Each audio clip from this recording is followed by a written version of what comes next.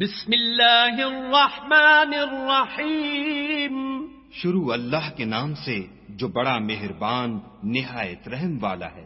هل اتى على الانسان حين من الدهر لم يكن شيئا مذكورا. بے شک انسان پر زمانے میں ایک ایسا وقت بھی آ چکا ہے کہ وہ کوئی چیز قابل ذکر نہ تھا.